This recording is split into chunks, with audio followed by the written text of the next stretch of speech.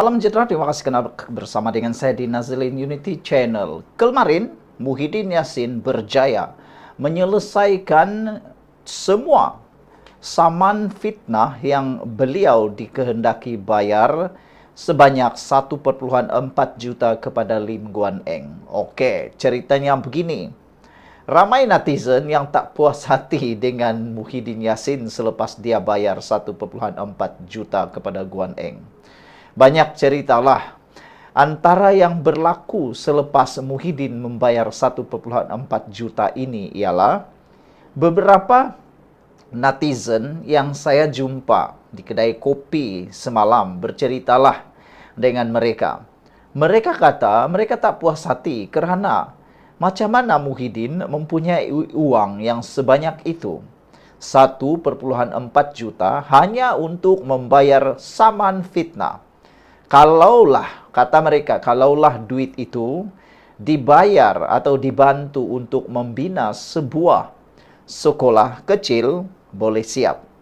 Atau membantu membina jalan raya sebuah kampung, boleh siap. Dan paling mudah ceritalah, membantu orang miskin. Bayangkan kalau satu orang itu dibantu Rp10.000, berapa ribukah orang yang boleh dibantu oleh Muhyiddin Yassin. Yang mereka tak puas hati ialah duit itu dibayar kepada DAP, yaitu Lim Guan Eng. Ramai benci DAP, ramai benci Lim Guan Eng. Tapi, benci-benci pun mereka tetap dapat duit. Ada yang kata lepas ini DAP lebih baik diam saja, tunggu difitnah, dapat lagi duit. Mudahnya DAP dapat dana keuangan, hanya tunggu difitnah, menang di mahkamah, dapat duit lagi, kata mereka. Tak bolehlah nak salahkan Lim Guan Eng, DAP. Mereka bukannya memfitnah, mereka lah yang difitnah. Yang perlu disalahkan ialah orang yang memfitnah itu. Kenapa suka sangat memfitnah? Kenapa tak bertindak berhati-hati? Itulah natijahnya. Apabila terlalu ikut emosi, nak sangat mencari hujah, nak sangat mencari modal politik murahan, akhirnya terperangkap oleh fitnah sendiri. 1,4 juta, bukan sedikit. Jadi yang mereka tak puas hati, duit itu kata mereka boleh guna membantu orang miskin, bukannya untuk membayar saman fitnah. Sudahlah, fitnah itu satu dosa, diguna lagi untuk tempat yang tak tepat sama sekali, kata mereka. Kedua, netizen juga menyeru. Mereka seru SPRM dan juga LHDN. Tak apalah, SPRM itu lain ceritalah. Yang mereka cakap, SPRM mungkin boleh siasat dari mana duit Muhyiddin itu 1,4 juta. Kenapa begitu banyak duit Muhyiddin? Nak tahu berapa nilai kekayaan Muhyiddin? Kalau simpanan Muhyiddin hanya ada 3 juta, maksudnya separuh daripada hartanya sudah diguna untuk membayar saman tersebut. Nak tahu jugalah, kata mereka melalui SPRM, siapa, dari mana, dan bagaimana Muhyiddin dapat uang tersebut. Diserulah pula nama LHDN. Yang ini pasti menarik. Mereka kata, beberapa hari yang lepas, Siti Mastura pun selesai membayar Rp800.000 lebih kepada 3 juga pemimpin DAP. Mereka pun menyeru juga, dari mana duit itu? Walaupun dipungut secara bergotong royong membantu saman fitnah itu, membantu membayar fitnah itu, netizen masih tertanya-tanya, cepatnya mereka kumpul 800.000. Yang menjadi persoalan, kenapa gaji guru-guru pasti tak pula mereka gotong royong bantu naikkan gaji mereka. 800.000 tu kalau diberi dalam bentuk bonus kepada semua guru-guru pasti, cukup makan juga tu. Kan lebih baik begitu. Ini gotong royong, sanggup juga gotong royong membayar fitnah. Tapi Muhyiddin Yassin pun sama. LHDN diseru. Siasat kekayaan Muhyiddin, istihar harta, kata mereka. Manalah tahu ada sumber keuangan Muhyiddin yang tak pernah diistiharkan pula, kata mereka. Sebelum kita berpisah, tinggalkan komen Anda, apa pula pendapat Anda tentang berjayanya Muhyiddin menyelesaikan saman fitnah kepada Lim Guan Eng berjumlah 1,4 juta.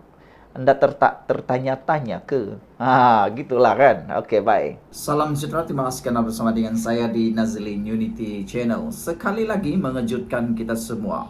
Apabila satu demi satu pendedahan berkait dengan Najib dan juga 1MDB didedahkan. Terkini tentang pemberian cek bernilai Rp600.000 yang diserahkan kepada Tok Him. Apa cerita? Kata Tok Him ataupun Ibrahim Ali, saya ingat 600.000 yang Najib beri itu adalah duit sendiri. Rupa-rupanya itulah satu persatu, satu demi satu terbongkar. Najib memberikan satu cek bernilai Rp600.000 kepada Tok Him atau Ibrahim Ali. Presiden Parti Bumi-Putra Perkasa Malaysia Putra, Datuk Ibrahim Ali memberitahu Mahkamah Tinggi hari ini bahawa beliau sangat yakin dan percaya bahawa cek bernilai Rp600.000 yang diterimanya daripada Datuk Seri Najib Razak adalah wang peribadi bekas Perdana Menteri itu dan bukannya milik anak syarikat SRC Internasional Sendirian Berhad.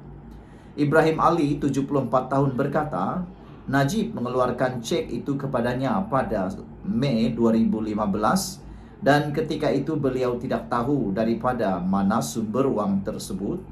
Selain tidak menyoal sumber kewangan cek itu, kerana ketika itu Najib adalah Perdana Menteri dan Presiden UMNO. Setelah saya kalah dalam pilihan raya umum ke-13 pada tahun 2013, saya hanya berdiam diri dan kecewa kerana telah banyak mengeluarkan belanja sendiri semasa menjadi ahli parlimen bebas, selepas PRU ke-12 dan semasa bertanding sebagai calon bebas pada PRU ke-13.